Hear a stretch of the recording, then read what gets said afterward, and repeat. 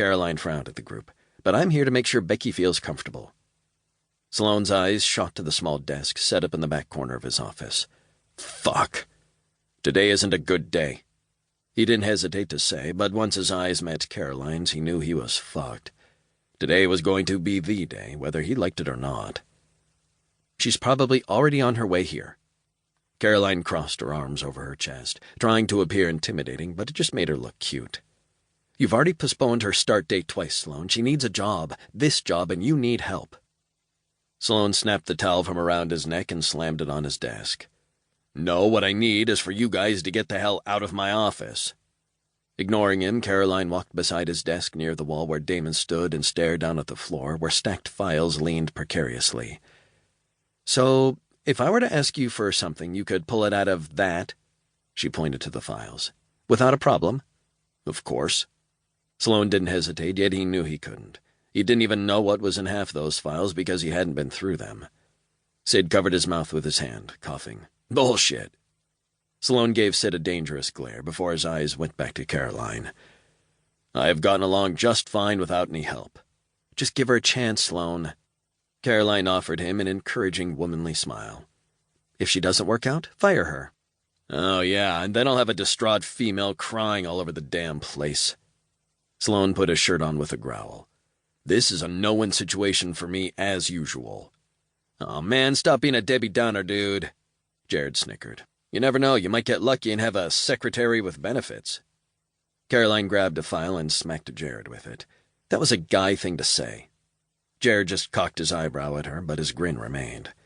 "You know," Sid began, but Sloane cut him off quick. "No, I don't fucking know, and I don't want to know anything you have to say." Sloane sat, wishing like hell his phone would ring, but of course it was silent. Damn it, he couldn't catch a break. "I was just going to say we should all get out of here," Sid continued as he stood. "Now that's the smartest thing I've heard anyone say so far," Sloane murmured as his eyes took in his cluttered desk. "So we can get dolled up for that sexy redhead secretary of his." Sid had already headed out of the danger zone away from Sloane. "I knew Sid didn't have anything smart to say," Jared snorted as the rest hid their grins. Sloane rubbed his forehead, wishing for death. He even glanced at Damon, wondering if the big son of a bitch would just do him the favor of decapitating him. He'd even pay him.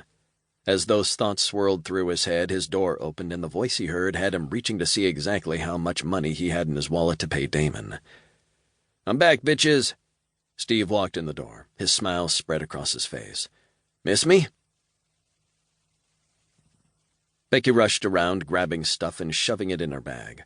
She hated to be late, and late she was going to be if she didn't get her ass in gear. Running to the bathroom, she snatched her mascara, dabbed it in and out to get the black goo on the brush, and then stabbed herself in the eye. "Shit!" Becky stood frozen, one eye squeezed shut. "Damn it, that hurts." Finally able to open her eye, she wiped the black smudge off her face and continued at a slower pace. Once finished, she fluffed her hair, frowned, and then left the bathroom. It was as good as it would get. Caroline had said her position required casual dress, which was a good thing because casual was about all she had in her closet.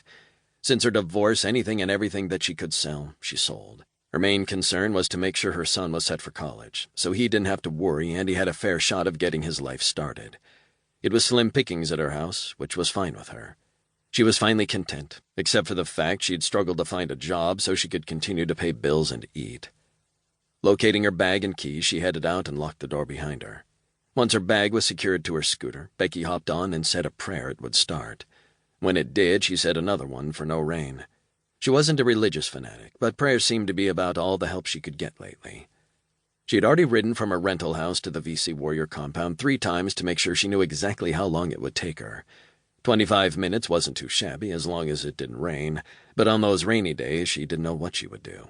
She had sold her car to pay her bills and only had an old scooter to get her around. So far it had done its job. She didn't have to hit any highways, but the bridge she had to go over into Cincinnati from Newport was going to be a scary experience during rush hour. She had only completed the trial rides late at night.